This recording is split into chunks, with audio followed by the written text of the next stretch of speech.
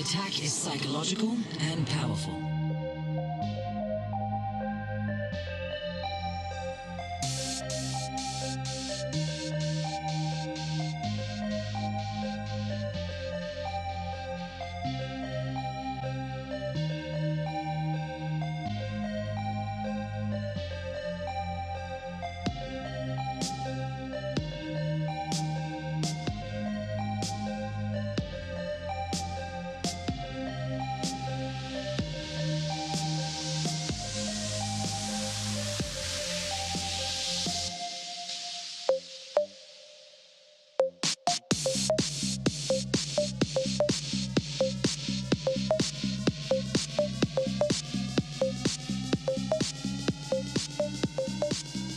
The attack is psychological and powerful. היי, בוקר טוב. בוקר טוב. הייתי פה, היי, בוקר טוב. סמלי ישראל, שככה מלווים את הכניסה הזאת לזה. כן, זאת כניסת לולב של הכנסת. כל כך הרבה אנשים איבדו את האמון במקום הזה. ושאפשר לעשות משהו. שכאילו אני כמעט בכנסת בעצמי. כן, זאת ממש איתנו. זאת אומרת, אנחנו... רק תראו כמה זמן לוקח להיכנס. היידי, לוביסטית, חברתית בכנסת, תיאור המדויק. כן, אני בעצם מייצגת אזרחים אל מול נבחרי הציבור. מקדמת חקיקה, שדולות, ועדות, הצעות לסדר, דיונים מהירים. את העבודה הפרלמנטרית אני יודעת גם תוך כדי שינה. ברגע שאני באה ואני נתקלת בנבחר ציבור שמספר לי סיפור, הנה פה. אז אני יודעת לספר לו את הסיפור האמיתי. פלי, מה נשמע? בוקר טוב. נראים טוב. אני יונתן שגב, פעיל חברתי, שנתיים אני חוקר לעומק את הנושא הזה, עם קבוצה של משפטנים מארץ והעולם, וגם יש ציבור של בישראל, מעל 59,000 איש, תומכים בנושא הזה. יש גם כמובן עוד מדינות, יש הרבה מאוד מדינות שהתעוררו, ונוגעים לזה גם ארצות הברית, שוויץ, אנגליה ועוד, זה ממש מרגש לראות את ההתעוררות הבינלאומית, זה ממש אנשים שבאים ולוקחים באחריות, מפנים זמן, רואים נושא גדול, לא מפחדים ממנו, חוקרים אותו, מבינים ולוקחים אחריות. בטח כולם מכירים ככה פחות או יותר, שמעו על האום עם הלוגו הזה, עם מעלה הזית, הלוגו של העולם, וגם על ארגון הבריאות העולמי, שגם מאוד דומה. האום, ארגון שיש בו 193 מדינות חברות כיום, המטרה של האום זה בעצם להיות קום לשיח ודיון, לקדם אמנות ולקדם פעולות בינלאומיות. זה דבר טוב, קשרים בינלאומיים ולחזק קשרים, וארגון הבריאות העולמי הוא סוכנות של האום, של סוכנות שהיא פרטית על שני גופים שונים לגמרי, עם הרבה מאוד קווים מקבילים ואידיאולוגיה וקשרים, כי האום משפיע על ארגון הבריאות העולמי, וארגון הבריאות העולמי משפיע על האום. אנחנו פה בישראל מאוד חווינו את זה בנושא למשל של עזה, מה שקורה שם, ולראות נגיד את הקשר, יש כל מיני ועדות באום, קוראים לעזרה מול מה שקורה, ובעצם ארגון הבריאות העולמי בא ואומר, יש פה מצב בריאותי, אז האום יכול להחליט, רגע, יש פה מצב בריאותי בעזה, אז עכשיו עושים הפסקת לחימה וצריך לחסן את האוכלוסייה. אז בעצם פתאום סוכנות בינלאומית יכולה לבוא ולהכתיב לישראל מה ואיך להתנהל, כי הם החליטו, זה טוב לנו, זה לא טוב לנו. אז זו דוגמה אחת, ויש כמה וכמה שבאמת לא מובאות מספיק לציבור ולשיח, וזה באמת מרתק. אז מה שקרה באום, הדרמה של הימים האחרונים, מסתבר שבין ה-20 ל-23 יש פסגות ואת הכנס השנתי של האום, שגם יהיה החודש, ובעצם מקדמים שם הצהרות בינלאומיות, הסכמים, אמנות. האום הוציא נוסח הצהרה שיש שם מעל 60 סעיפים מאוד מאוד בעייתיים, חלקם, זאת אומרת, זה סעיפים גם שמאוד מאוד טובים, שנוגעים גם לכלכלה, לחינוך, לקיימות, דברים טובים, סך הכל הרבה שככה, שנשמעים ונראים טוב למי שקורא את זה, מאוד בעייתיים. אבל אני מדבר עכשיו על ה-Future Summit, שזה הפגישה שהייתה אתמול, בשעה 1 בצהריים, שעון ניו יורק, זה היה בעצם פגישה של האומות המאוחדות, של האום. עד אתמול, בשעה 1 בצהריים, שעון ניו יורק, היה אפשר להתנגד. זאת אומרת, הוועדה עצמה עוד לא הייתה, וזה בעצם ההליך המרתק. מה שהאום עושה בעצם, וגם ארגון הבריאות העולמי, הם בעצם מקבלים, או יותר נכון מורים, גבולות בקונסנזוס, יש נגיד 60 סעיפים, ויש למדינה משהו כמו כמה ימים ללמוד ולהתנגד, מבחינה משפטית. עברתי על זה עם עורך דין בינלאומי, הלסת נשמתה. הוא אמר, איזה יופי, זה בסדר, פתאום כזה. אז רגע, איך זה בעצם קשור לאומנת המגפות? איך זה בעצם משפיע על מדינת ישראל, הפגישה הזאת? יפה, אז מה שהיה, אנחנו בעצם זיהינו את הנושא הזה, האום קשור גם לארגון הבריאות העולמי, בעצם הכל סביב תחת מעטה של אג'נדה 2030, עם 17 יעדים של האום, שבריאות זה אחד היעדים שלו, אבל יצאנו בימים האחרונים לעסוק בנושא הזה, בעיקר גם הסברה וגם פעילות, ושלחנו גם לשגריר ישראל באום, דני דנון, שהוא שגריר חדש, גם לשר החוץ, גם למשרד החוץ, גם למה שתקוים את הנושא הזה, כי היה בעצם עד דדליין להתנגד. על מה ההתנגדות? ההתנגדות בעצם על סעיפים שלא מתאימים, כי יש שם נגיד כמה סעיפים שבעצם פוגעים ביכולת שיקול הדעת וקבלת ההחלטות של המדינה. ממש, זה בלתי נתפס. נגיד שם הסעיף שבא ואומר, אי אפשר יהיה לפעול בשטחים בנויים, שעל כלם זה שמע מאוד טוב, למה שצבא ייכנס לשטחים בנויים? עם זאת, צריך להבין שזה בעצם בא ואומר שצה"ל לא יוכל להיכנס ולהוציא מחבלים שנמצאים בבתי חולים, לא יוכל להיכנס ולהוציא מחבלים שנמצאים בתוך מוסדות חינוך, אז מי יעשה את זה? אז זה בעצם משהו שאם הצבא יעשה את זה, זה בעצם, זה משהו מבחינה ביטחונית בלתי נתפס, וגם הנושא של הגדרת ארגון טרור. בעצם האום לא הגדיר את החמאס כארגון טרור. הוא מגדיר מה ההגדרות לארגון טרור, אבל לא מגדיר את החמאס כארגון טרור. אז אפשר גם להבין את הבעייתיות פה בעצם, כי בעצם, אלה לוחמי חופש שמגינים על מה? אז יש פה מורכבויות, ויש פה עבודה מאוד עניין רק בנושא הזה. יש שם התחייבויות כלכליות, מטורפות, זאת אומרת, לא המלצות בואו, פשוט שרירותית, לקבוע עבור המדינות, אתם צריכים להשקיע כספים ב6 יעדים, אני אפילו לא אפתח את זה, כי זה כל כך גדול ורחב. באחד הסעיפים הכי מעניינים, סעיף 67, מדובר שם על לבוא ולקדם בעצם פעילות גלובלית, של ממשל גלובלי, בצורה מאוד מאוד חמקמקה. זאת אומרת, לא רשום שם את זה בצורה ברורה, אבל רשום שם שיהיה קבוצה של אנשים שיוכלו להחליט עבור כולם. זאת אומרת, בעצם מיעוט שיכול להחליט עבור הרבה מאוד החלטות, זה באמת, אתה יודע, כבר כמה שנים מדברים על זה, ופתאום לראות את זה כתוב, וזה עדיין לא זה, אבל זה בעצם תהליך, זה תהליך של עוד יש שם עוד סעיפים שגם מגדירים מחדש את מערכת היחסים, גם עושים רגולציות, ממש רגולציות לאום, בעצם הצהרה שאומרת, המבנה של האום הולך להשתנות, וזה משהו שהוא בלתי נתפס, זה בעצם להכניס לשם, נגיד, בעמוד 28, באחד הסעיפים של 80, ופשוט כתוב שם על זה שהולכים להכניס אנשים שלא נבחרו לאום, שיקבלו החלטות וייכנסו למערכות של האום. זאת אומרת, אף אזרח לא בחר בהם, אף מדינה לא בחרה בהם, אבל אנשים שיש להם יכולת השפעה וקוראים להרוויח ככל הנראה, הולכים להיכנס, וזה לא שקוף ולא ידוע. זאת אומרת, אחד המשפטים הכי חזקים של עורך דינים הבינלאומי אלפרד שוורץ, שבאמת עברנו על זה והשקענו לא מעט, ככה בכמה ימים, זה נושא שדורש למידה של שבועות, אם לא של לפחות כמה ימים, אז ממש בכמה שעות למדנו את זה, נכנסנו את זה. הוא פשוט אמר, תראה, מה שיותר מדאיג אותי זה לא מה שכתוב, אלא מה שלא כתוב. כן.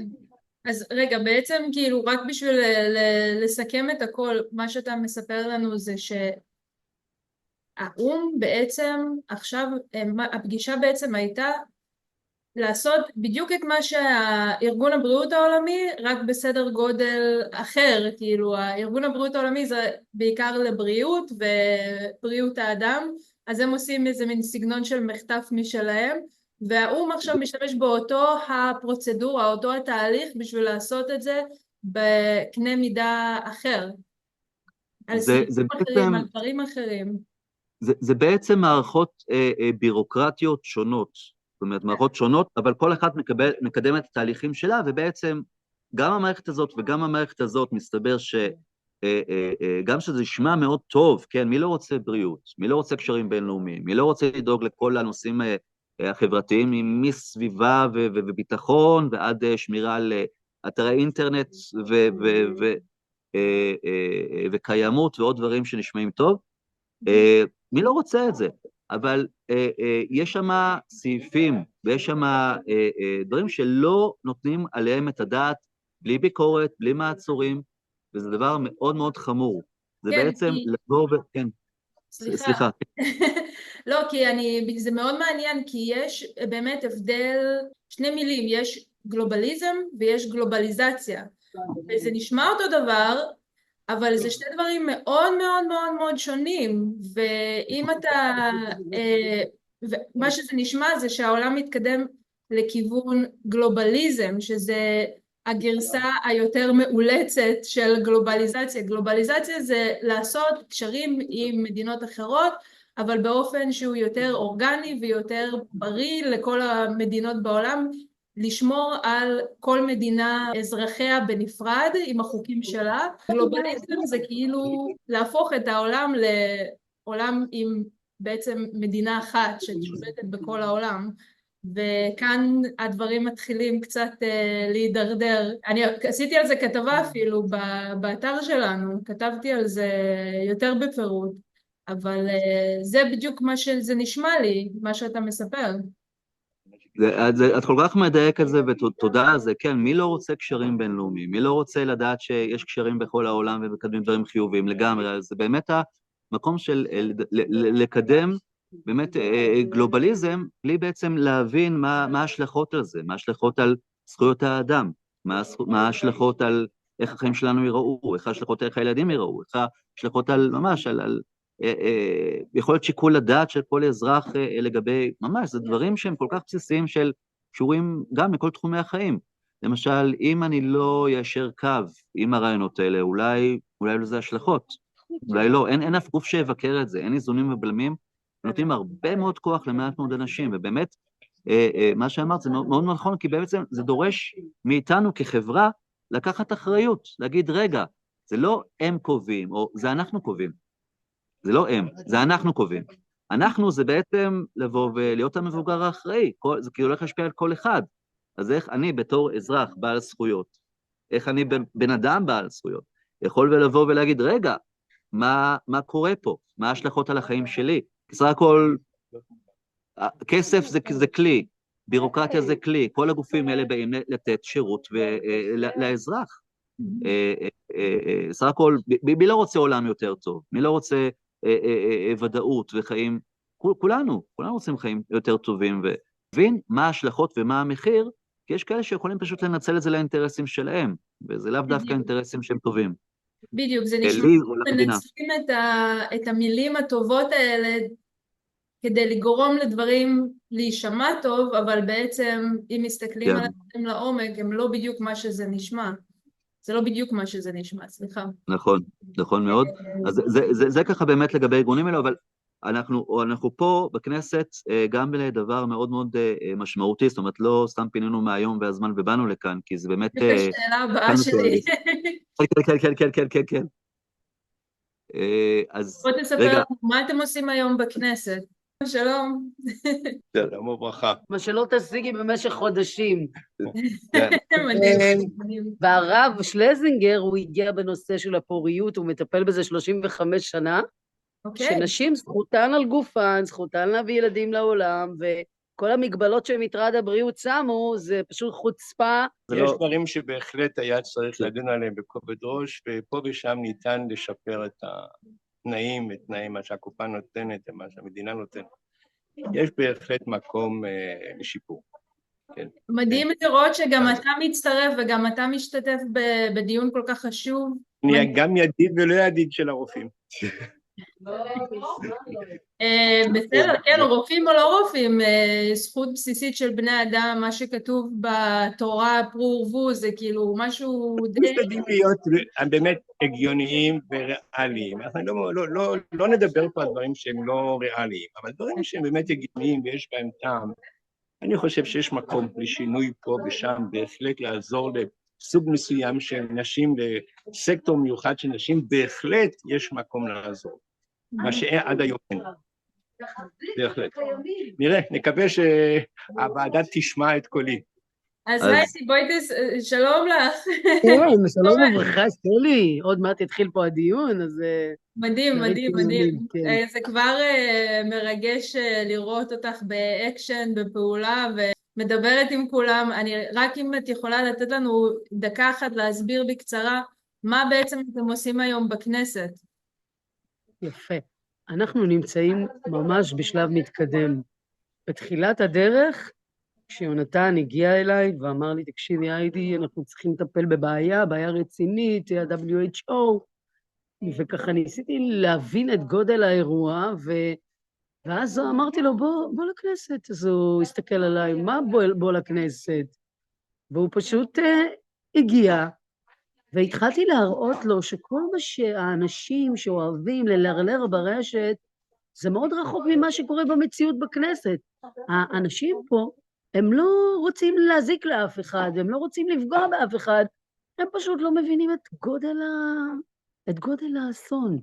עכשיו, כשאת מסתכלת על טדרוס למשל, שמביע עמדה לגבי מזכ"ל ארגון הבריאות העולמי. כן, מזכ"ל ארגון הבריאות העולמי, כשהוא נכנס ומתחיל להביע עמדה לגבי דברים שהוא לא צריך להביע עמדה לגביהם, אז אנחנו מבינים את ההתערבות בדלת האחורית, ואת זה אנחנו צריכים למנוע, ולכן התחלנו פה בתהליך מדהים, ואמר לנו יו"ר ועדת הבריאות, בואו תחתימו 6 חברי כנסת, כי לא היה לו כזה חשק להתעסק בזה, כי השר אמר לו שזה שום דבר וזה שום כלום, והשר בוסו, כן, מש"ס, גם יוני מש"ס. לקיום ועדה, שיכירו את הנושא. בדיוק. כן. ואז החתמנו 6, ואז הם אמרו לנו היום, מה שהתאמרה שיש לזה השלכות רוחביות, אתם צריכים לעשות את זה בחוץ וביטחון, החתמתי 6 חברי כנסת חוץ וביטחון, ואז יולי אמר, דיברתי עם השר, עם שר הבריאות, אמר שהכל בסדר, יופי, הכל בסדר, הכל בסדר. ואז ככה זה הלך והידרדר למצב, שהסתכלתי על אותם ואמרתי לו, תקשיב, אנחנו צריכים למצוא פתרון, וככה יונתן קדח במשך חודשים, 4 חודשים לפחות, ליו"ר ועדת חוקה, חוק ומשפט, לשמחה רוטמן, וכשאני באתי לשמחה רוטמן, אז אני כבר באתי יומיים לפני ואמרתי לו, תקשיב, אתה תותח. הוא אומר לי, מה עשיתי? אמרתי לו, אתה עושה את הדיון עוד יומיים. הוא אומר לי, את מחתימה לי 6 חברי כנסת? אמרתי לו, עד הערב יש לך. תבינו, התחלתי להחתים ב7:30 בערב, עד הלילה אמרתי לו, יש לך 6, שליש ועדה. בשעה 12:30 בלילה החתמתי את החג האחרון, השישי, ועשינו דיון ביום חמישי. במהלך יומיים או 3, ממש. מדהים היה מה שהלך שם. הדיון איכותי ברמה מאוד גבוהה, בינלאומי, ממש. זה פעם ראשונה שהנושא הזה, שנחשב לטאבו, מגיע לדיון בכנסת. בדיוק, הגיע הזמן שתתייחסו לזה ברצינות, וישבו פה אשי נחמד. דוקטור אשר שלמון, שהוא מייצג את ישראל בארגון הבריאות העולמי, יש 194 מדינות חברות בארגון הבריאות העולמי, ואשר מייצג את ישראל. בדיוק, והייתה פה גברת פרייסלס, שם אני אלרועי פרייס, שדאגה שכולנו נתחסן, ברוך השם, וזהו, היה שמח, והם ישבו פה 4 שעות, והתחילו לקחת אחריות. יום לפני כן, הלכנו גם למנכ"ל משרד החוץ, ישבנו איתו, הוא לא הכיר בכלל את האירוע. אף מנכ"ל ואף... לא, זה היה הזוי, הוא פשוט כל כך כעס על מי שהייתה אחראית שמה, והוא פשוט זרק אותה מהחדר. אני חייב, זה מדהים, כי יש שם התחייבויות כספיות? יש. משרד האוצר יודע? לא. יש התחייבויות שיכולות להשפיע על הביטחון? כן. משרד הביטחון? לא. אף משרד לא יודע. והמשרד היחידי, שזאת העבודה שלו, לידע את המשרדים, אולי זה טוב, אולי זה לא טוב, אבל לא להגיד, תראו, יש פה איזושהי סיטואציה שיכולה להשפיע על הכלכלה של ישראל, על האוצר. למה? כי גם ילד יכול להבין, אם יש איזושהי בעיה, סוגרים את המשק. למה? כי יש איזה מצב בריאותי. אז כדאי שמשרד הכלכלה ידע, לא? כי זה קשור גם לעבודה של אנשים, הוא לא יודע. אבל האירוע הזה חוזר על עצמו הרבה פעמים. מיליונים, משרד האוצר יודע? לא. אין לנו מושג. עכשיו, סיפרה לנו שם במשרד החוץ, האחראית על האמנות, שעד 1 בלילה שרון אלרועי פרייס ישבה איתם בזום, כדי להבין האם זה פוגע בריבונות. בוקר טוב, יום לפני הדיון נזכרת לשבת עד 1 בלילה בזום? וואו, איזה עבודה, אתם מה זה עובדים קשה במשרדים? באמת, זה הדהים אותי, החוסר אחריות, עכשיו, בעקבות מה שהיה בדיון 4 שעות בוועדת חוקה, הלכנו ואמרנו, בזכות המלצתו של רוטמן, יו"ר ועדת חוקה חוק ומשפט, הוא אמר, בואו נעשה להם חיבוק דוב, ונעשה הצעת חוק. ואנחנו ברוך השם כבר הגשנו את הצעת חוק, וזה קואליציוני, כך שאנחנו ממש ממש על הגל. זאת ממש, היו עוד דברים שהייתי קדמה ועשתה, כי זה באמת אנחנו כבר חצי שנה על זה, אבל באמת יש פה חתיכת היסטוריה, זה בעצם פעם ראשונה שיש הצעת חוק, שהולכת להיות ועדת חקיקה ולדבר בנושא הזה, ותעלה להצבעה ממש בנכס סודר שנוגעת לשמור על האינטרסים ועל הריבונות של המדינה והאזרחים, מול הסוכנות הזאת של האום, זה פתוח ובו מומחים מטעמנו. הרי האום לא בא בצורה ישירה, הוא בא בצורה... את יודעת מה זה מיכנהאוזן בפרוקסי? מיכנהאוזן על ידי שליח. אני פשוט לא אבוא בצורה ישירה ויגיד לך, בואי חמודה, תפסיקי את הלחימה בעזה, אני פשוט אבוא לך בצורה בריאותית, בצורה עקיפה, אנשים ש... לא מעניין אותנו הבריאות שלהם, כל עוד לא מעניין אותם הבריאות של החטופים שלנו. זה לא מעניין אותנו מה קורה איתם. תודה. הטרלול הזה שאנחנו בכלל מסבירים את כאילו, על מה? תחזירו לנו את החטופים, נתחיל לחשוב עליכם. וזה א' ב', ואני אומרת כל הזמן, יש לי סלידה מהאנשים שמתגמגמים. תגידו את הדברים בצורה ישירה, אל תשלחו לנו פה איזה ארגון WHO במעטפת, אוקיי? אנחנו לא מטומטמים, אנחנו רוצים לדעת שהארגון הזה נשאר ארגון מייעץ ותו לא, שאין לו שום כוח, ולא ניתן לו. אנחנו בעזרת השם פה, אנחנו כמה פעמים כבר הגעת לכאן? בוא נאמר, 5.5 חודשים שהבן אדם הגיע לכאן, כל שבוע כמעט. לא רק אני, עוד כאן באו והצטרפו והיו. לא, הגיעו עוד חבר'ה, ברור, יש פה התארגנות של אזרחים שאכפת להם, ואנחנו נהיה שומרי הסף, אוקיי? כמו שאני משגיחה בנושאים אחרים, גם בנושא הזה. וזה ממש לקחת אחריות. סך הכל אנחנו מצפים מארגונים בינלאומיים שיעזרו לנו. מה הם עשו בשביל להחזיר את החטופים? מה הם עשו בשביל לקדם את האינטרסים של ישראל? הם רק באים ומקדמים אנטישמיות בכל העולם. ואת חברות מה זה עוזר לנו? מה זה עוזר לנו? ארגון הבריאות, החוק הראשון שלו, לדאוג לרווחה, ולבריאות של כל אדם. מה עם הרווחה של החטופים שעדיין נשארו שם? אנחנו יכולים לעשות המון. יש פה הרבה כלים פרלמנטריים להשתמש בהם. מבחינת הציבור, אתם עושים נפלא, אתם מפיצים, אתם מדברים, אתם מסייעים עם כל אחד בדרך שלו. מבחינתנו, מבחינת הכנסת, יש פה באמת דרך לפתור את זה, וזה לא מסובך. אני לא מכירה דרכים שאת לוקחת ועושה קסמים. יש פה עבודה פרלמנטרית שצריכה להיעשות. ברגע שיש את פורום ישראל עצמאית בתוך הכנסת, בתוך הדיונים, ופורום ישראל עצמאית משגיחה שלא יהיו פה זליגות לשום כיוון, הלכנו על הגל. וזו המטרה של הפורום הזה. ולכן יונתן הקים את הפורום הזה. ואני רואה את העבודה שלו ואת המסירות נפש של הבן אדם הזה. באמת, הוא עזב את כל החיים האישיים שלו, רק בשביל לראות שאנחנו באמת נהיה מוגנים. וזה לא איזשהו משהו דמיוני. אנחנו לא מדברים פה על דברים קונספירטוריים, אוקיי? או אזוטריים, הכל שחור על לבן. את רואה את זה, כתוב לך סעיפים שיש פה, אם אנחנו לא נקיים את מה שהארגון קובע, סנקציות על הייצוא והייבוא, כי אף אחד פה מהנבחרים לא מכיר את הפרטים. אנחנו מביאים להם את זה מתורגם לעברית, וגם מתורגם לכל שפה שהם רוצים. כן, זה מאוד פשוט חברות, מה הן עושות? את באה לחתום לבנק, את שומעת את מה שנעים לשמוע, נכון? לא עברו לך את הדברים, את העמלות ואת פה אותו דבר. הכל כתוב כמו שנעים לשמוע. אבל כשמשפטן בינלאומי, שאין לו אינטרס, בא וקורא, שחור על לבן, הוא בא ואומר, רגע, יש פה בעיה, ופה יש בעיה, ופה יש בעיה, ואף אחד לא מתייחס לזה. לא מדברים על זה, לא בחדשות, משרדי הממשלה מגיעים לכל דיון, והם צריכים לתת את התשובות. אבל אם לא ידעו לשאול אותם את השאלות, אז הם פשוט יתחמקו. וזה המקום, ברגע שהם מגיעים, יש לזה תוקף משפטי, הם מדברים, זה נשמע לפרוטוקול, ואנחנו צריכים כמה שיותר לחשוף את זה לציבור, להראות לציבור שאנחנו עם העין עליהם, והעין פקוחה בענק. מהעיניים, עיניים פקוחות. אנחנו לא אמורים מדהימים שכמותכם. לנצל על זה שאנחנו רוצים לשמור על האינטרס הישראלי.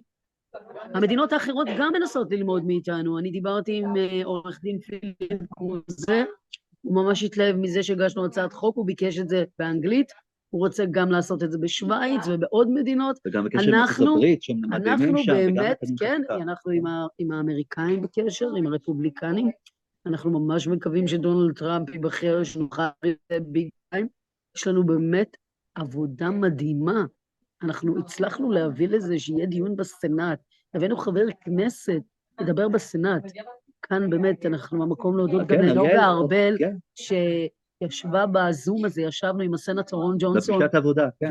והיא פשוט אמרה לו, בוא תעשה דיון בסנאט, והוא הלך על זה. ממש, מחברה אמריקאית, ישראלית, כן. לדבר בסנאט. אריאל קלנר, כן. מדהים חבר הכנסת אריאל קלנר. יש לו חברי כנסת באמת שהתגייסו לזה, אם זה שמחה רוטמן, יו"ר ועדת חוקה חוק ומשפט. לימור סון הר מלך. לימור סון הר מלך הראשונה שבאה איתנו, ולא מעניין אותנו מה חושבים עלינו. מעניין אותנו לדאוג לאזרחים. וסגן יושב ראש הכנסת ניסים ואטורי. כן, אפילו היינו אצל יושב ראש הכנסת, גם של אמיר אוחנה. באמת, יש פה תמיכה מקיר לקיר, וזה קואליציוני בניגוד למדינות אחרות, וגם האופוזיציה שזה אופוזיציוני. וגם האופוזיציה, יש חברי כנסת מדהימים שבאים ומבינים את זה, שמבינים שזה לא נושא שהוא פוליטי, יש פה הרבה פוליטיקה, כן. פוליטיקה בינלאומית, המון, אבל הנושא במהותו הוא לא פוליטי, זה קשור לכם שנראו, כי נגיד בימין, אתם מבינים, זה הנושא של הריבונות, שזה בעצם מה שחשוב, ומפלגות האופוזיציות יותר המקום של, קודם כל פגיעה בדמוקרטיה. יש לנו 58 שניות. כן, לא תהיה פה דמוקרטיה, כי הארגון הזה בעצם מעל, הוא יקבע עבורנו, אז איפה הדמוקרטיה, או פגיעה בחופש וזכויות האדם. יונתן והיידי, אני אשמח לעשות איתכם שוב רעיון, אתם עושים עבודת קודש, עוד סיפור הצלחה נקי ממדינת ישראל, בזכותכם, תודה רבה רבה רבה על הרעיון היום. תודה רבה רבה שלי על הבוקר, תודה על מה שאת עושה, אני רוצה לפתוח ערוץ מיינסטרים ולראות אותך, זה מה שאני רוצה, ממש, כזה, אני כבר בקושי צופה בטלוויזיה, אבל אם כבר, אז ממש לפתוח טלוויזיה. אם כבר לצפות, אז במשהו איכותי. כן. תודה רבה, שלי. תודה. המון בהצלחה היום, נעקוב אחריכם ונשתמע.